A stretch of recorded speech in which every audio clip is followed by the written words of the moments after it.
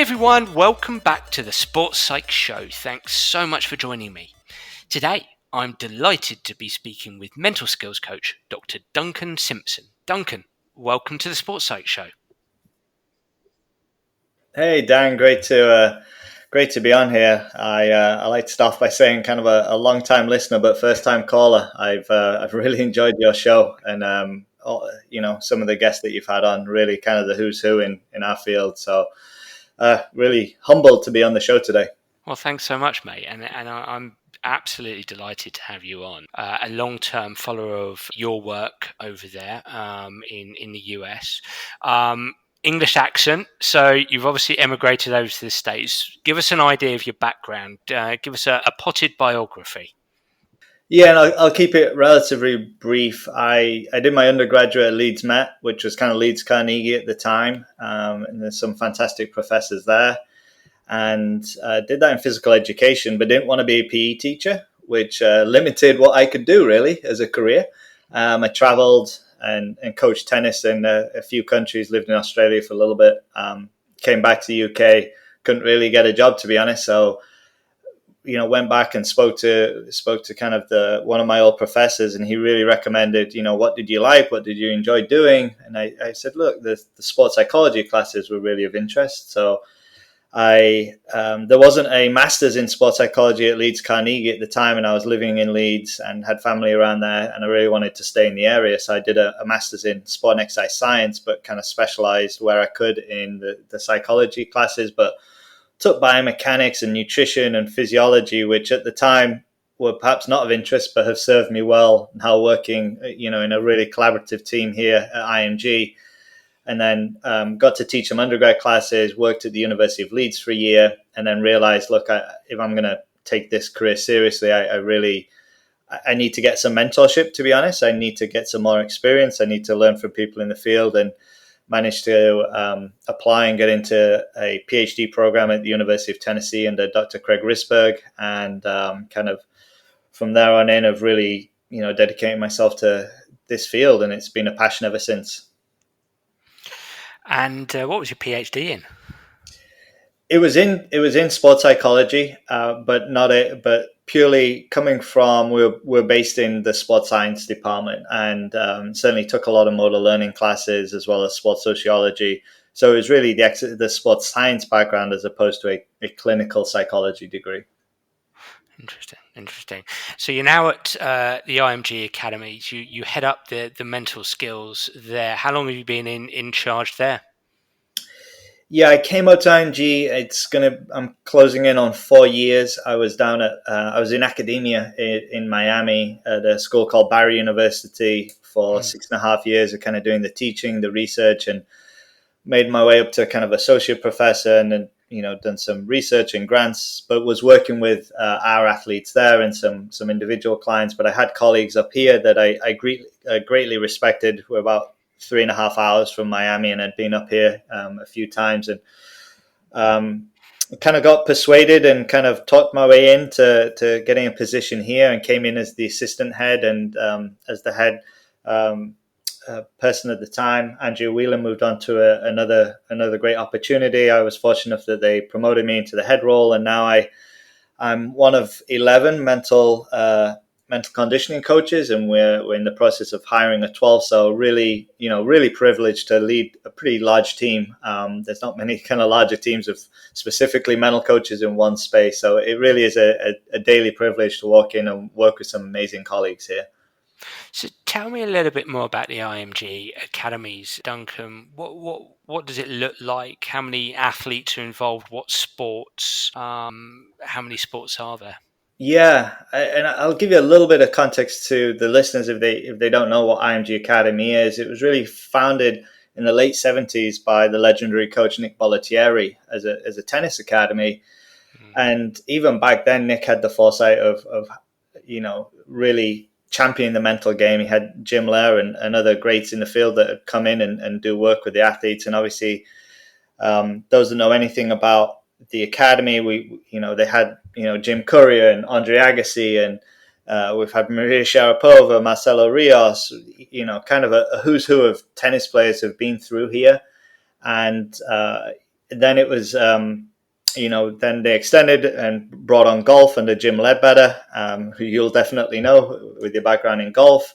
And then eventually and soccer, and then IMG as a sport management brand bought the academy. And from there, we've grown to 8 sports now, and it's a massive campus, kind of over 500 acres. We have 1,100 plus student athletes. So it's a boarding high school. If you kind of position it like that, it's mostly high school athletes. We do have post high school players that train here.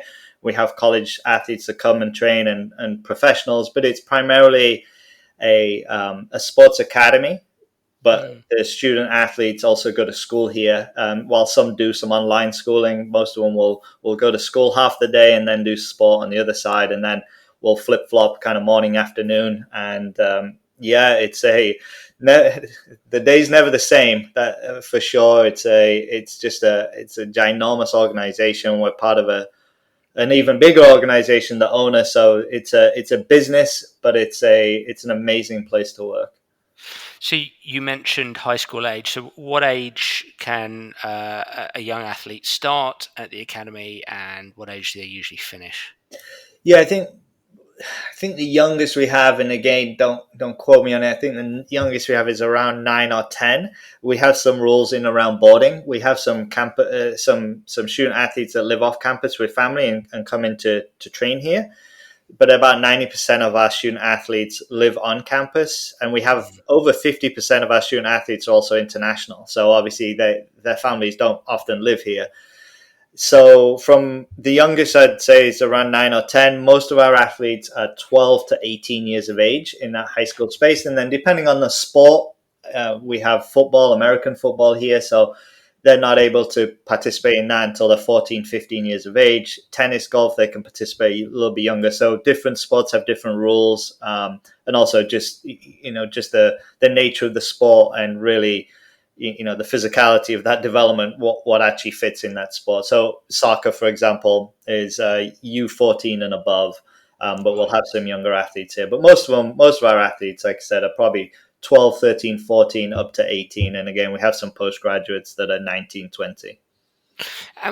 What's the general objective there? Is there a real feel towards striving to help young people work towards being an elite adult athlete, say in the professional at the professional ranks of the sports that you play, or are the objectives more around college scholarships?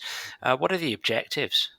Yeah, that is a good question, Dan. We are a developmental academy, and I think we have to put that first and foremost, that most of the people we're working with are nowhere close to being an adult. So we do focus on that developmental piece.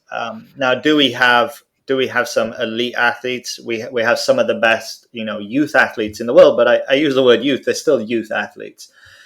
So we'll have some of the best kind of 17, 18-year-olds in the world in golf and tennis and football, basketball, etc. But we'll also have some beginners. So we really run the gamut. If we have, some sports will have close to 200 athletes. We'll have complete beginners to the best players in their age group in the world. So it is a developmental academy. Our whole purpose is really to prepare athletes for the next level, whatever that might be. Some of our athletes may go straight into pro, depending upon the sports. So obviously some sports you can go pro at 18, some you have to go to college in the US. Some may have that desire to go Division 1, Division 2, Division 3 in the collegiate space. Some we're just preparing them to, have a lifelong kind of physical activity background. And not all our athletes will play in college, although that is the desire of most of our student athletes. And I think our statistics are pretty outstanding in terms, I think over 90% of our student athletes go on to play in college at one level or another. So there is a definite path into college athletics, but it's not something that everybody has to do. We have really an emphasis on academics too, because it's a private school. So we have students that really emphasize the academic side. So some are really looking to go to Ivy League schools, the Harvards and the Yale, etc. So their emphasis is not as much on athletics. It's more on their academics. How many coaches have you got on site then that are, I would imagine, a mix of full and part-time, or mainly full-time?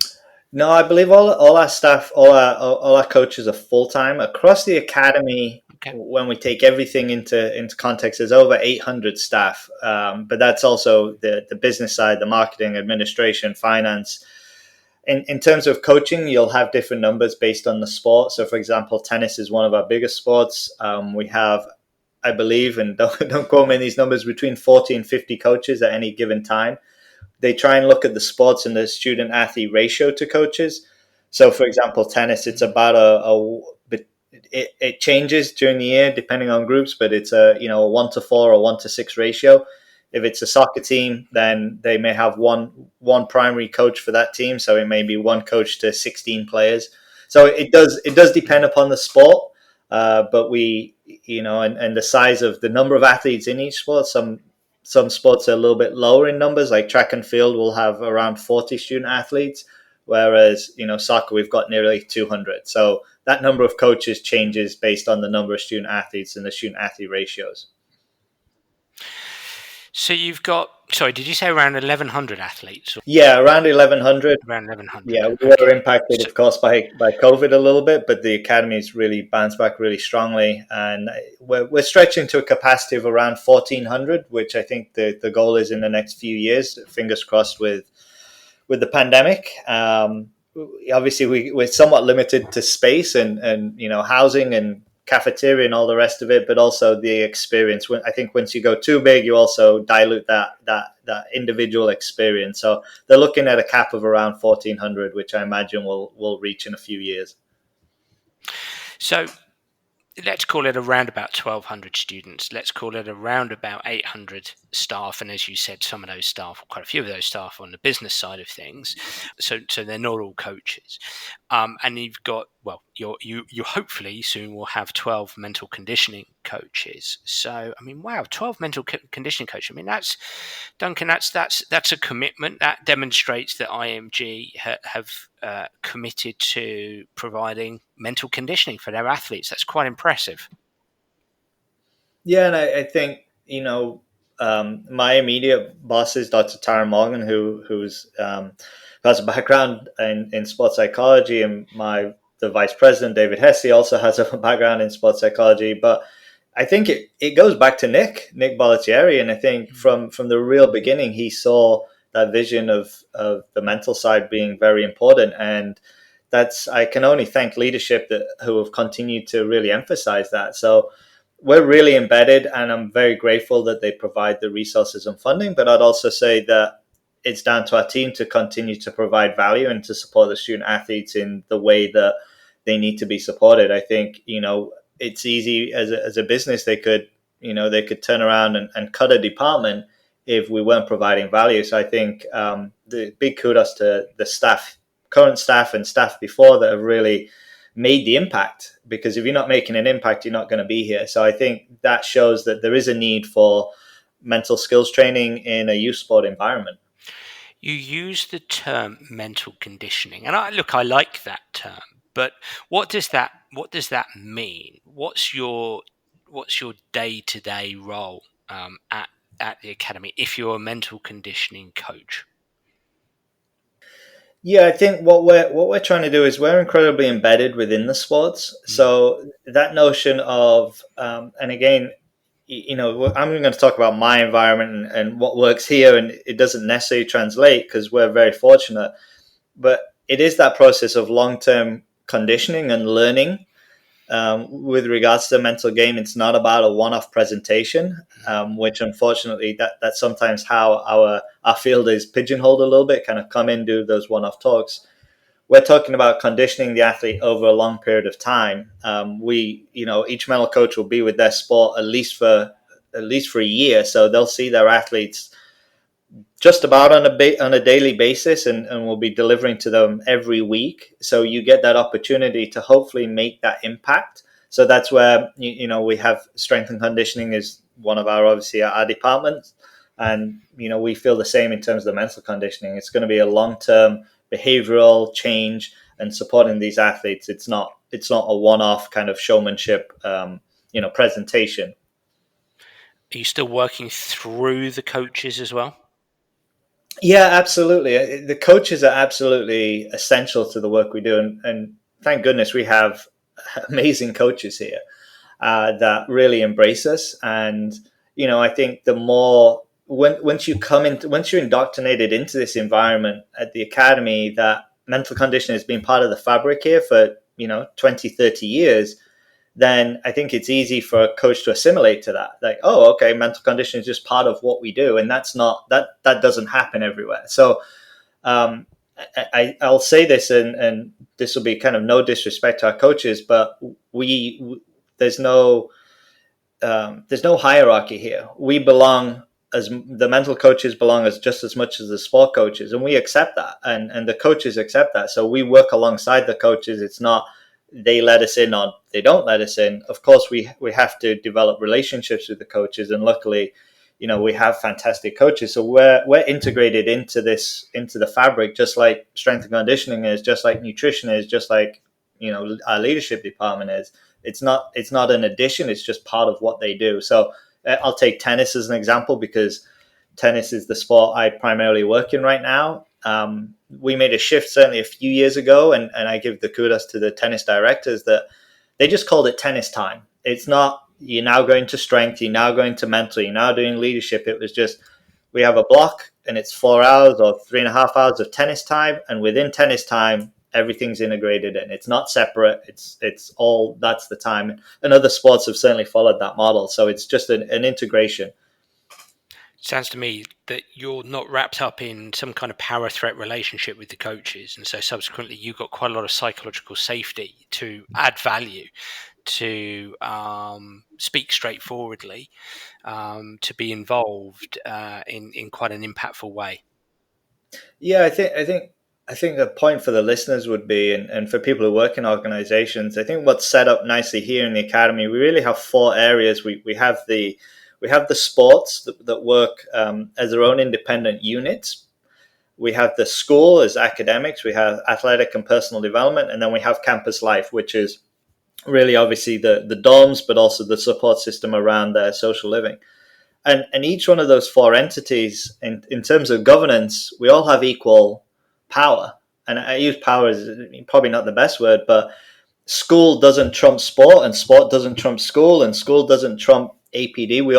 We have to come together to figure out what's best for student athletes. Sometimes a student athlete has to attend school and will miss part of practice, and sometimes an athlete has to travel for competition and is going to miss some of school, and sometimes they'll miss a mental class because they have to do something in the dorms. But it's a collaboration. It's not a power struggle that one has governance over the other. It's equal governance, and that's been set up by the leadership. And I think that's actually really important, because that makes sure that we eliminate some of that hierarchy, and we talk as colleagues and say, okay, well, what's best here? And of course, we all have our own agendas and we all have our own egos, and we all think our own things most important. But if we set that question, what's best for the student athlete, at the center of that, then we can usually come to the same solution. And there's always give and take, but there's very rarely problems. It's just, hey, how do we figure this out? Let's talk through it as colleagues. Let's go into the nitty-gritty a bit more. I mean, my ears pricked up when you said you're predominantly involved in tennis, and I've done a bit of work in tennis. And on the Sports Site show, we haven't really spoken that much, if at all, about the psychology of tennis. So, I mean, we can use that as a medium to start talking about mental skills and performance psychology and developing people's game. So, tell me about the psychology of tennis. Tell me about the specific challenges that tennis players have from a mental perspective, things that you tend to work on every single day. Yeah, another great question, very broad. So if we take tennis, we've got about around 180 players right now. Okay. And we have, as I spoke to, we have some foundation groups. So our developmental pathway is foundation, development, competitive, elite, and then pro. So we'll have players in each of those pathways. So in the foundational group, they'll be the younger players mostly, but the relative beginners. So the challenges that they're faced with is they're faced with different challenges that the game presents to our elite and our pro players.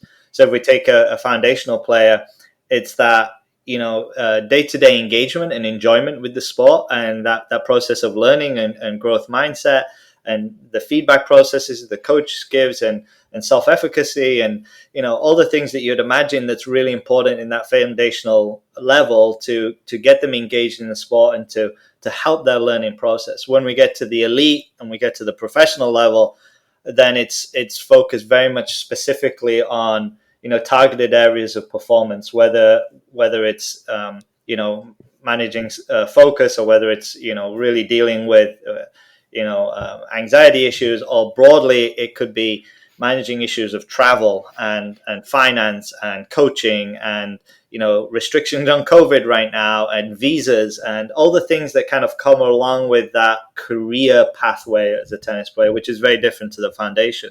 So as a mental conditioning staff, we look across that spectrum and say, okay, well, what are really the needs in that area? And we collaborate with tennis and say, what are the needs in the foundational group? And we certainly involved in assessment, but then what are the needs in developmental? What are the needs in competitive?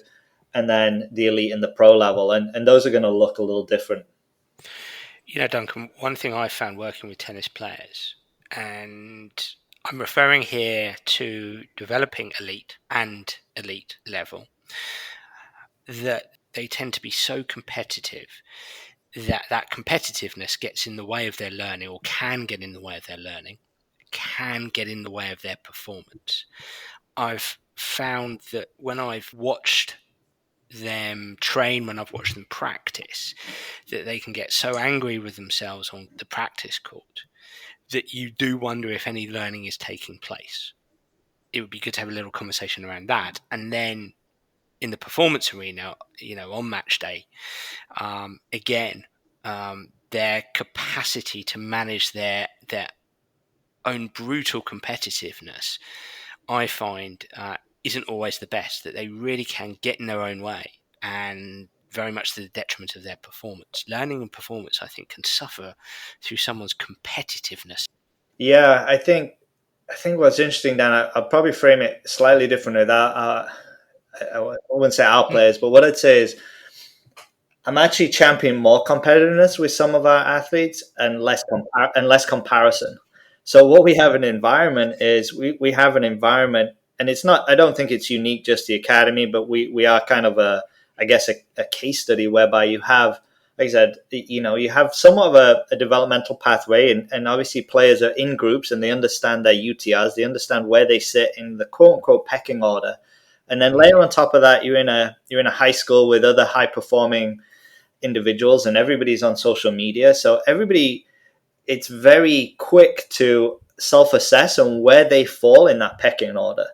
And it's really hard for some of our athletes to move away from that and to recognize that we're all on different paths, and you may be comparing yourself with another player, but you know very little about their background and how much they've practiced, and that certainly don't know the genetic makeup and all the rest of it.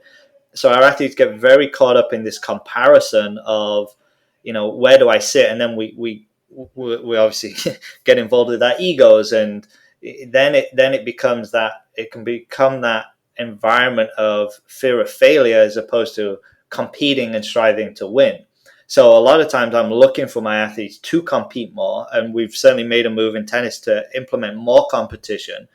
So manipulating the environment to then manipulate or to challenge the psychological variables we want to move. So our tennis directors have certainly implemented more competition, because we were seeing when they went to outside tournaments that they would struggle with some of those competitive environments. So we're actually implementing more competition as opposed to less, but making sure that we frame it in the right way, and it's still in around personal development, even though of course there's results on the board.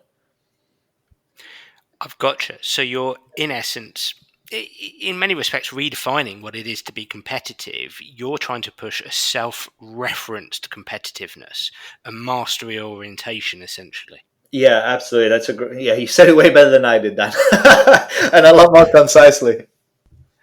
No, it's an area I think is absolutely fascinating, and I think it lies to me at the foundation of competitive psychology. And Duncan, I've started to literally call it. I think there's coaching psychology, there's individual psychology, there's group psychology, and then there's competitive psychology, and that's Dan Abraham's titles and colloquialisms there. But within competitive psychology, I think where there's a relationship with competitive psychology and coaching psychology is that under the rubric of coaching psychology, for me, comes the environment the coach creates.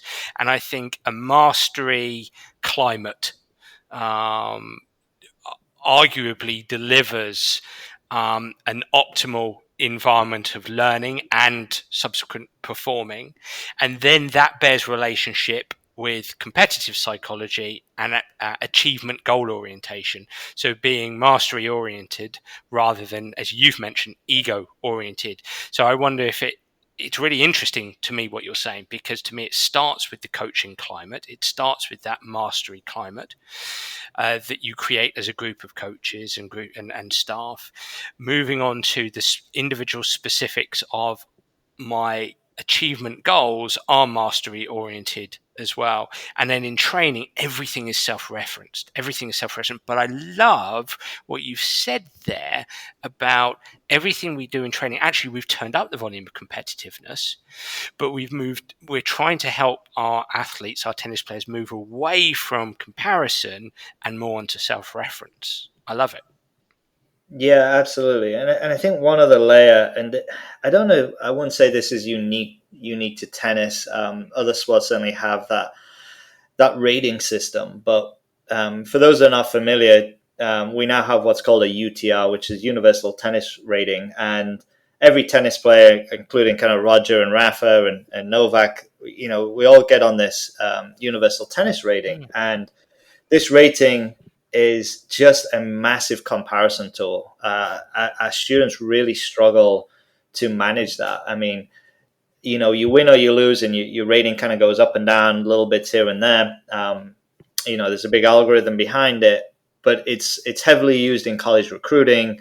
It's used in access to tournaments, but it's also students they self-identify with this rating very strongly. And the other thing is when you're here as an athlete, we don't have we have in the past, but we don't have really dual sport athletes. So if you think about tennis, they are a tennis player as opposed to somebody that plays tennis. That self-identity piece. So they've heavily bought into that notion, and that identity is really tied into what they do. So we try and work on just recognizing, look, you're more than just a person who plays tennis. You do all these other things, but it is difficult. It is difficult to move that away. And, we try and work with parents and certainly coaches to make sure that the message is a balanced message, so we don't get too tied into these identities, these singular identities, which, down the road when perhaps professional tennis or college tennis might even be a challenge, then now what? Because I haven't developed this well-rounded identity. And I think the Academy has recognized that, and we have these different areas of development, but that's certainly a challenge, and it's not an easy one. Look, I think that's so fascinating, and just to say to everybody listening in, you've mentioned there, Duncan, identity and the importance of multiple identities, and I spoke to psychologist Rebecca Symes about this back in episode 115. We had a really fascinating chat, and look, some of the things I've written down there from what you're saying, because I just think this the rankings list is really interesting, and it almost feels like I'm almost picturing a tug of war between a player's conscious self and unconscious self, because that unconscious self, without sounding too funky here, right, very much plays to our natural evolutionary biology, which is constantly driving us to try to get along and get ahead, but especially get ahead, and especially people who are sort of have that natural, I want to be the best. I want to be the best I can be in tennis. So it lends to that.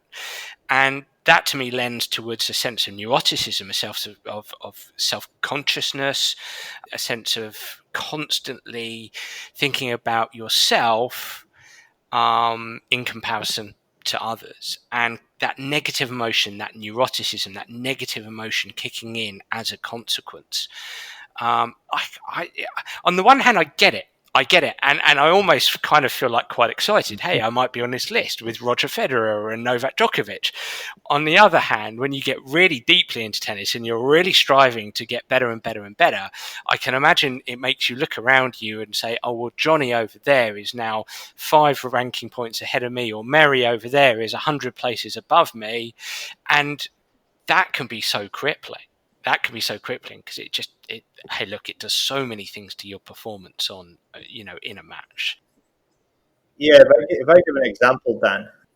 So if we take the universal tennis ranking, then if you're playing somebody with a significantly lower rating, then our players will frame that circumstance as I've got nothing to win here. I've got everything to lose. Because even if you beat that player, your rating is probably not going to go up too much. But if you lose to that player, your rating is going to go down. So that fear of failure is embedded within the rating system. Now, it's really difficult to work with athletes to say, look, this is about a developmental process, and we're working on mastery, or we're working on self-improvement. Don't worry about your UTR, because then the message from parents and from college coaches and all the rest of it is that this rating does matter. So we're constantly playing that game of making sure that the players get the challenge of playing players with a higher rating system, players relatively similar rating system, and then lower rating system, because they also have to challenge themselves with their emotional response. And what's interesting is when some of our players get to kind of 16, 17 and they start committing to college, there's almost that big just release of pressure, because they've already committed and now their rating doesn't really matter because they're already going to college. But for everyone else, it's that striving to get their rating up, and that's a difficult variable to handle. But that's why I guess I'm employed. So narrative and meaning, Duncan. Narrative and meaning. The narrative these players have every single day around things like the UTR creates a meaning. And that meaning can be, well, this person is 100 places below me. This doesn't really matter to me. And so that influences what they do, what they focus on, what they think about during a game. And what I hear you say essentially is you're trying to help them come back to that old adage of come back to the task, come back to your processes, keep executing those processes with attention, with intensity, with intent. And you know what's so funny is that recently I had a golf coach say to me, Dan, I'm so fed up with you guys, psychologists, talking about process. I've heard it for years and I'm so fed up. And it's like, okay, I get that, I understand that, but you know what? It's because people tend to be so, I don't want this to sound negative, but so bad at doing it. But I understand why they're bad at doing it. I was bad at doing it as a professional golfer because it is complex, it is challenging, and the narrative you create tends to be complex and tends to be your authentic narrative tends to be around, well, what if I don't do well? And what if this happens? And what if that player does really well? And what if the weather's bad? And what if I turn up and my swing's not there? And you have this complex narrative. And you've got to try and shift it back to the task, the process. And people find that difficult. And I think people need that constant reinforcement, in my opinion. Yeah, absolutely. And I talk a lot about, what is that internal dialogue? What are you telling yourself? What is the story you're telling yourself about your tennis right now? And, we also talk about limiting beliefs, and what are the key beliefs that you tell yourself about either yourself as an athlete or your tennis game or your mental game that really limit you. Like, I'm not a good mover, or I can't close games out, or, I'm not fast enough, or I can't volley. What are these beliefs that you hold quite tightly? And then let's unpack them, and let's talk about truths, and let's talk about kind of evidence, and kind of unpack and letting go of some of these beliefs. It's interesting because, obviously you can hear that of course we're extremely process focused. And, I talk to my athletes a lot about, the challenges that this environment presents, and we have to be the problem solvers. You're faced with a player with a lower UTI, your ranking's probably not going to go up, but what a challenge, what a mental challenge this is, and how are you going to problem solve this? And when you're behind, how are you going to problem solve it? And at other times I do let players, I do talk to players after matches, not before matches, and sometimes they're really beating themselves up, and sometimes it's they've played incredibly poorly, but they've won. And we process it, but I say, look, sometimes, as much as I don't like to say it, sometimes it's about getting the win, and you found a way to win. It might not have been pretty. You problem solved it in some capacity. It wasn't ideal. We got to learn from it. We've got to move on. But sometimes it is just about the outcome. And sometimes the players look at me like, that's contradictory to what you've talked about. Well, I say, you found a way. Again, it wasn't ideal, and we need to move in a different direction at times. But sometimes it is about stealing a win and about finding a way through it. So I'm not trying to create a paradox or contradictions, but you have to be able to understand where the athlete's coming from. And sometimes I hate to use it, but an athlete told me the other day, he was like, "I'm just so relieved," and I said, "Oh man, that's the best emotion you feel right now, relief." And he's like, "Yeah." And I said, "It's not a great emotion to feel, but I understand it. Like, that's the best you can do right now after winning a match is relief. And we want to make sure that we feel joy and we want to feel happiness, but we also have to be situated in the experience of the athlete and say, okay, you feel relieved. Why do you feel relieved? How did you get through it? What did you implement? How?" And they left kind of saying, okay, it wasn't ideal, but I managed to get through it and I did X, Y, and Z. So it's that problem solving, understanding what challenges you have, and then that internal dialogue, like you mentioned. I love it. And what you've made me think of there is why I say to so many athletes, not every single one, but to so many athletes, consider putting mindset first when you go and compete. Because if you can execute a great mindset, then you give yourself a better chance to execute with strategy, with great strategy. If you're mentally great, you can be strategically great. If you're strategically great, you give yourself a better chance of winning. And if you're on let's say your C game, which, when I've worked in tennis, when I work with golfers, I tend to talk about ABCD game. And I've found in my work with tennis that actually that resonates quite nicely in tennis. I think it's something about an individual sport, an ABCD game. And, I think when a tennis player goes out there and is on their C game, I might be on my C game because, I've got 400 bones in my body. I can't always coordinate perfect all the time. That's okay. What have I got to do to get the most from this C game, or even turn my C into B? And for me, that starts with, well, irrespective of being on my C game, I can be mentally great. If I'm mentally great, I'm strategically great because I'm clear-minded. And if I'm strategically great, even on my C game, I give myself a chance. I give myself half a chance here to win. So to me, it's absolutely not contradictory. It just starts with this notion of, what is it to be a great competitor? It's to be mentally great. Yeah, I agree. And one way I frame it down is, a lot of times when players are struggling with their own performance, and I'll just pick tennis, obviously we kind of around that tennis area, is that they look very internal. It's a breakdown of my technique, my strategy. So they go very internal, and then they try and make technical changes, which obviously all the coaches listening in the middle of a match or middle of a sporting game, it's a disaster. So it's really, hey, let's look across the net and figure out what the opponent's doing. Because so often we get very internal with and focusing on ourselves instead of external. Well, so-and-so is doing this, this, and this. Okay, they're doing this. So that notion of really, and I talk to my athletes about kind of being curious, being a detective. What are they doing? I lost that point. I lost that game. That person's just, won 5 games in a row. How did they do that? What are they doing that's impacting me? Yes, of course, we can all have areas of improvement in terms of technique and strategy, but sometimes it's about getting outside ourselves and being curious about what's going on in the environment that's impacting. And too often we get so internal and not go external and try and figure out from a curiosity standpoint. So I'm really emphasizing, especially my top players, is to have that curious mindset and be a detective and sit down in between games and in between sets. Okay, what went on there?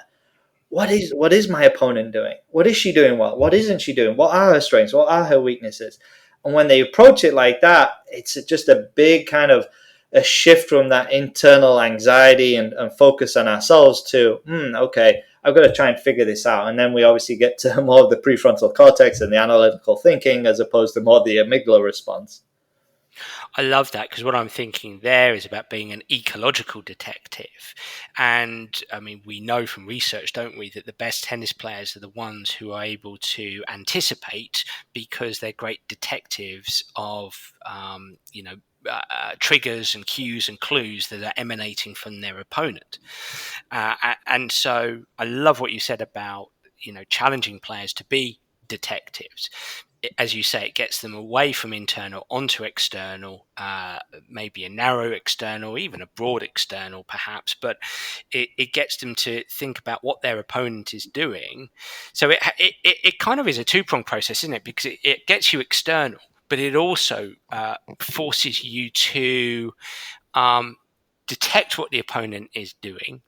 And so subsequently that can help you to strategize in terms of how you're going to potentially win points. You become a detective around the clues, the cues, and the triggers that are coming off the opponent.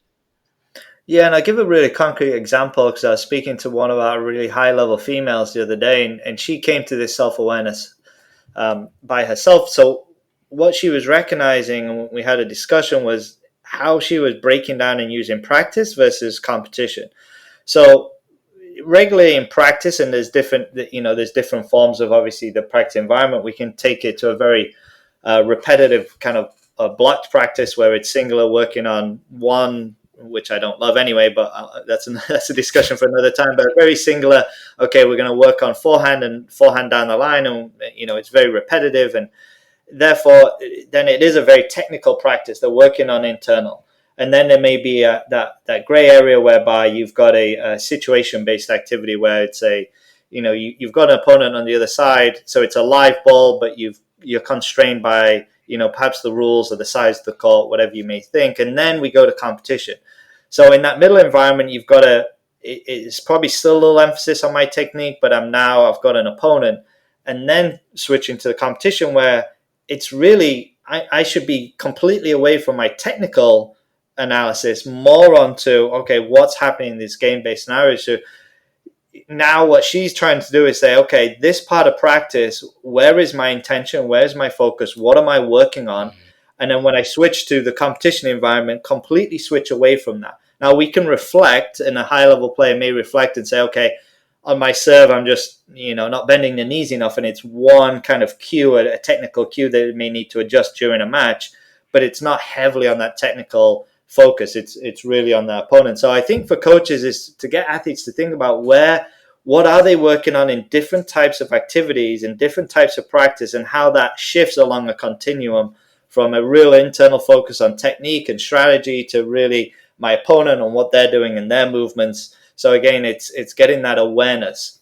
That's great. I mean, I'm just thinking there. I'm thinking of self-awareness. I'm thinking of Johari window. Helping players consider their blind spots. That sounded like a real. Well, I think it's a blind spot for every player. What am I doing in practice that helps me, that I can take into competition? I'm thinking there with relation to that, the importance of the integration of this stuff into the coaching process. The coach has to be critical here, as you've mentioned, you at least alluded to. But what I think I heard you talk about is perhaps your dislike, if I may say that, and you might come back at me and say, no, I don't dislike it, but your dislike for, say, blocked practice versus more variability, because that variability causes players to, or enables players to actually become a bit more external and study their landscape, whereas block practice there is obviously a place for that, but that's very much internal. But the importance of coaches appreciating, I suppose, attention, where players' attention are, and the importance that attention has on so many factors. That's kind of what I'm gleaming from what you're saying. Yeah, I mean, there's a wealth of research now, and I'm not a coach educator, and I'm not a professional coach, and I'm very cautious to tell coaches what to do. But when we think about representative practice design or representative learning design, It's what does that practice environment look like? And kind of that central question is what we're doing, is this going to transfer? So you alluded to it at the beginning, Dan. A lot of times what I see in practice is there's a real emphasis on performance, and performance again can be really temporary. So with any kind of level of player, you can get a player to perform a skill relatively well if they've got some athletic capabilities, like a forehand. If you give them enough repetition, they can perform that. But have they actually learned it? So learning is obviously inferred through performance, but learning is relatively permanent, and it is due to practice, and then it transfers and retains in the next day, and also in competition. So my big question is, whatever we're doing, is this going to transfer? And it's there's a real place in coaching for all types of activities. But I think it's the coach to say, what is the intention behind this activity, as opposed to just leaning on, well, this is how I coach. If it is a blocked practice on a singular forehand that there's no decision making involved, like, I don't love that, but maybe there's a clear intention. So it's more about asking the coach, well, what is the intention behind this drill? And they may have a really good answer. So I don't like to make assumptions. But then it's also one of my favorite coaches. One of my favorite sayings with the coach that I work with is, is there a better way that we can do this? Is there a better way that we can feed the ball? Is there a better position to feed from? Can we implement some decision making in here? If it's all forehands down the line, can we just give them the option of short angle cross court or down the line or drop shot? Can we implement some decision making, some problem solving in that? So I'm always looking at, does this transfer, and is there going to be retention there? And the mental part and how that comes in is really looking at, and there's been a couple of research studies in around kind of affective learning design. So how do I implement or constrain a practice from a mental coach point of view that's going to really induce the emotional response that I want from my athletes, that is going to represent a competition environment? So I'll give you a specific example, if that's okay, Dan, for the listeners. Thanks. So we're working a lot for some of our players. I take, at the moment, really in around emotional control. I work kind of from an ACT-based framework, and we're working on kind of unhooking from some of our emotions and creating separation. That's kind of a background to what we did. But we're really focusing on the emotional response is usually heightened in around pressure situations. So looking at, well, okay, in tennis, when are the pressure situations? Well, it's game points, it's set points, it's match points, it's key break points. So we did an activity the other day, very simple activity, whereby how do we heighten this? How do we get more exposure to more crucial points? So what we did was, with the coach, I worked in collaboration with it. Every time there's a tied game, so 15-all, 30-all, or deuce, then that was the game point. So they were getting exposure to a lot more quote-unquote critical points. So we'd play a set, but if the game scores 15-all, whoever won that point won the game. Mm. So then in that emotional, so we heightened the pressure around certain scenarios. And then we talked about, well, what skills are we implementing at those crucial points? What are you focusing on? How are you using your routines? What are you doing in terms of breathing? So then we kind of layer in some of the skills that are going to help with some of that emotional management piece. But again, it's setting up that practice environment that's going to induce that affect that we want, and then teaching the skills to be able to handle that situation. Now, I've got other examples, but that's probably a concrete example for a coach who's listening. You use that term representative. So what you're saying is that in a game, a tennis player is going to be subject to a lot of variability, a lot of different shots, chaos in many respects. A tennis player in a match is going to be subject to anxiety, a burden of emotion, the vast majority of the time. So what you're saying is that you're working alongside the coaches to help them design activities that make sure that it includes variability and includes some burden of emotion. Essentially, it turns up the volume of emotion, variability and emotion, and that provides more of a representative learning design. Yeah, and it comes back, Dan, and I know I've listened to a lot of your podcasts. It comes back to, well, what's that outcome? What do we want for our athlete to be? Well, Mm. we want them to be a problem solver, and we want it to be, if I take you more to the physical space, like a kind of an intuitive mover and a problem solver through movement too. So we've got to design a practice environment whereby they're solving problems and they have to make decisions. If they don't have to make decisions, they don't have to problem solve anything, then how do we expect them to do that when it comes to matches that have pressure and all the emotion and the UTR and everything else that's involved in a competition environment? How do we expect them to problem solve under pressure when they've never done it in practice? So, a lot of times I speak to coaches, it's like, is there a decision that, whatever, however basic the activity is there some form of decision that they have to make here? Whether it's a movement decision, if we go back to kind of perception action coupling, I don't love a lot of hand feeding. I want to make sure that there's some representativeness. Is there a movement solution that they have to participate in? I don't like them just stood still and hitting a tennis ball. Is there then some decision they have to make in terms of the direction or the type of shot? Is there a scoring system whereby they have to problem solve, or the size of the court or the height of the net? Is there some problem they have to solve? Maybe it's their opponent can only hit certain shots. Like we'll do a lot with, hey, that opponent only has slice backhand now. How would you problem solve that? What would you do about it? Etc. Etc. So problem solving, decision making, that all needs to be implemented into a practice environment. And again, the coaches out there who will break down into a very simplistic technical drill, I'm not saying that there's never a time and a place, and it's also based on the development and the age of the athlete. But I also ask, is there a better way? When we look at this, is there a better way, and will it transfer? And it's kind of, does it look like a duck? Does it walk like a duck? Does it quack like a duck?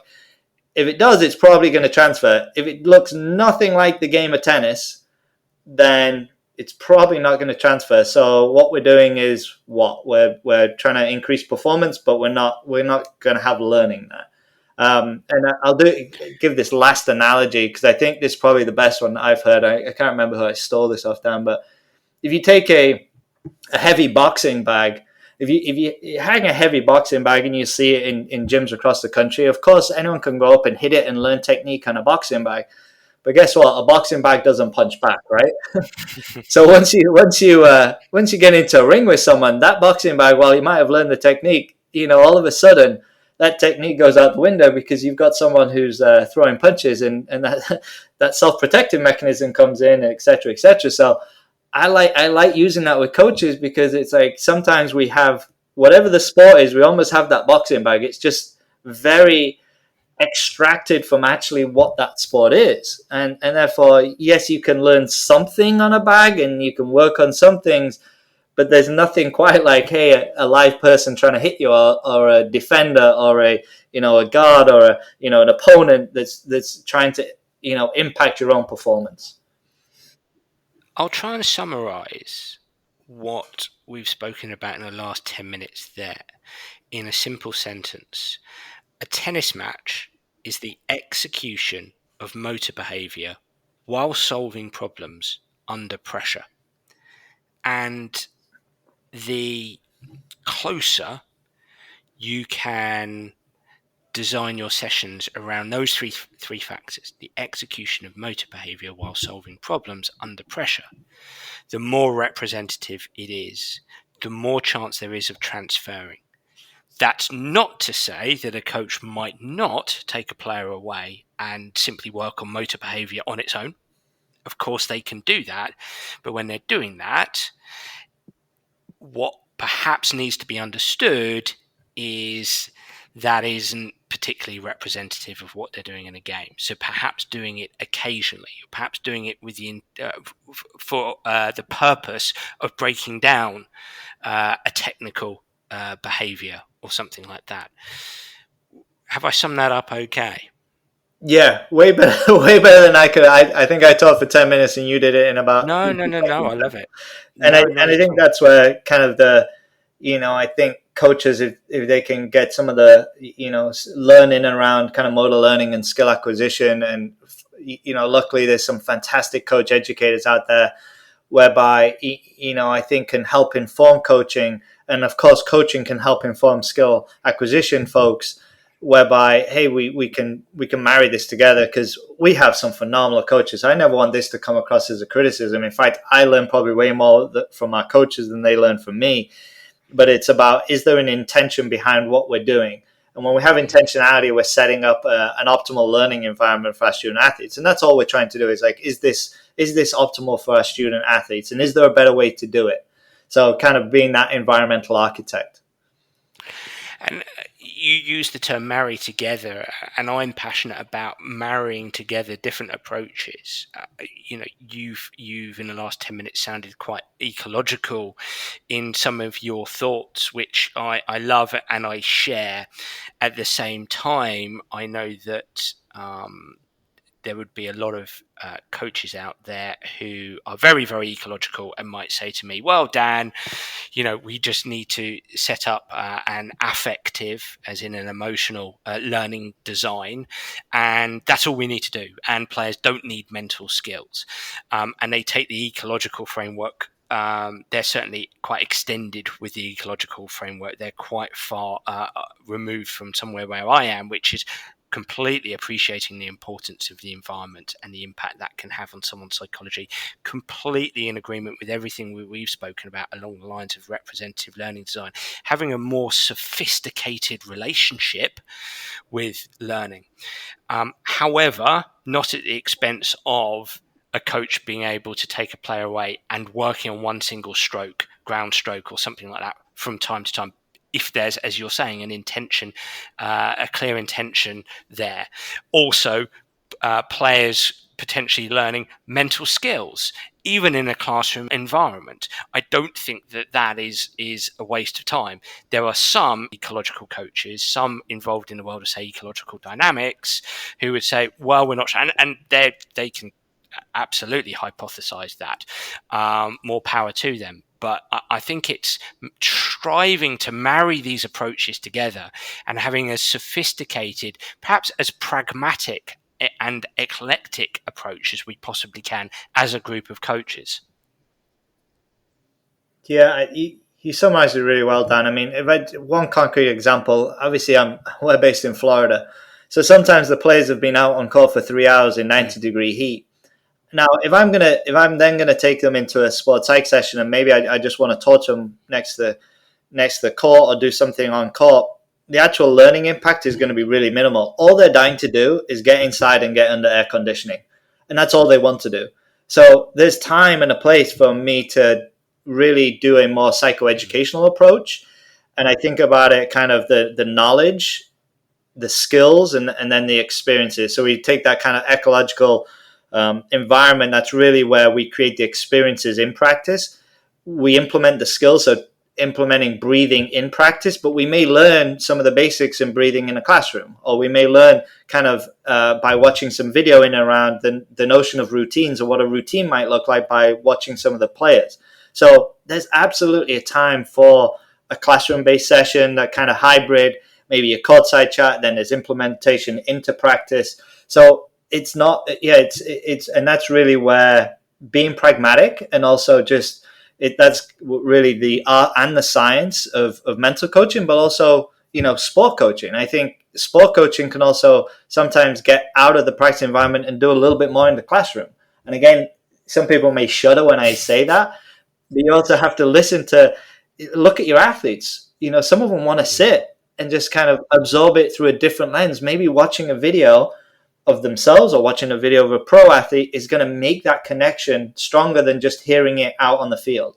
So I think you can't be married to one approach. You have to understand your athletes, understand the environment, and make decisions that are pragmatic and that will hopefully induce learning. We don't get it perfect, but it's creating that blend that you just alluded to.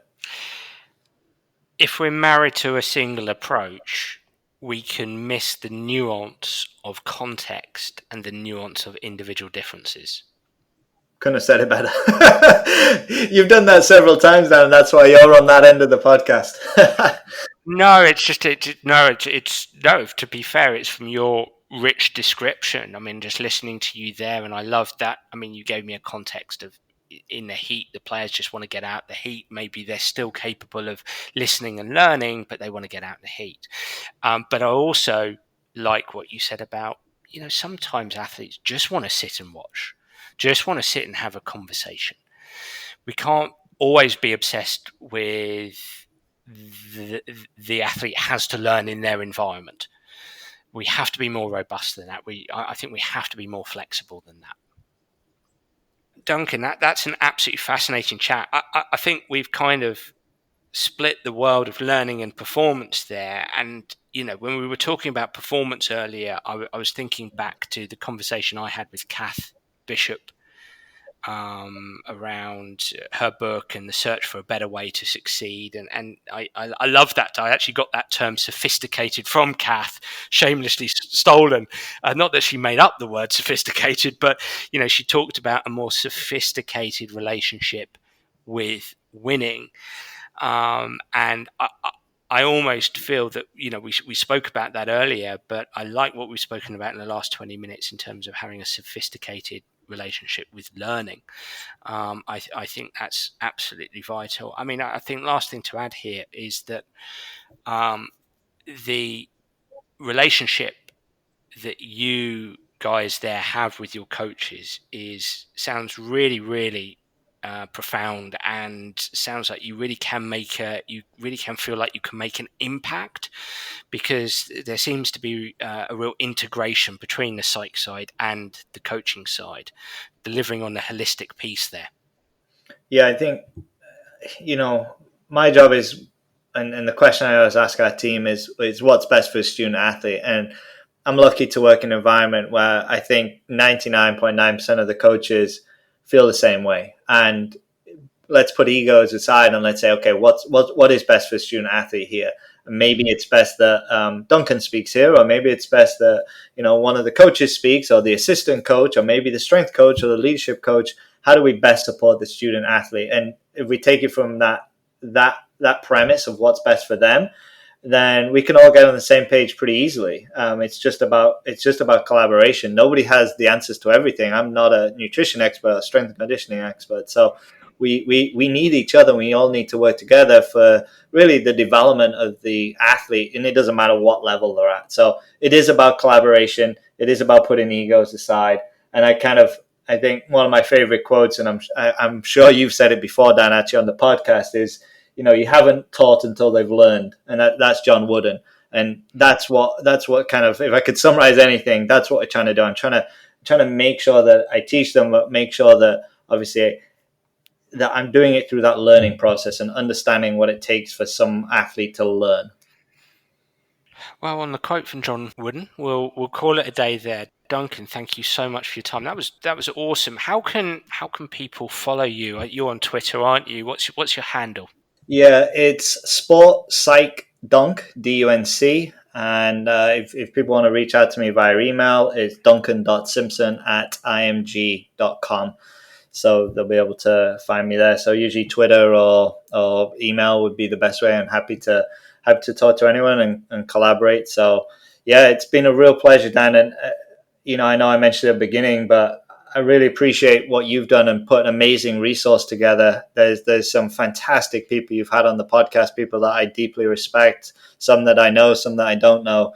And just I think anybody who hasn't really dived into some of your podcasts, I'd really encourage people to go back and listen to them. So thank you for all you do for the field. It's greatly appreciated. Well, thank you, mate. And I can assure you it's all about the guest. It is all about the guest. And it's been a real pleasure to have you on to add to the list of great guests that I've had. So thank you so much for your time. Thank you. Well, everyone, I've really enjoyed that podcast, and I'd love to hear what you, the listener, think. So please do get in touch via Twitter or Facebook or through my website, danabrahams.com, to tell me what you think of the Sports Psych Show. And if you do have any suggestions, I'd be delighted to hear them. I'm already looking forward to next week's episode. Bye for now.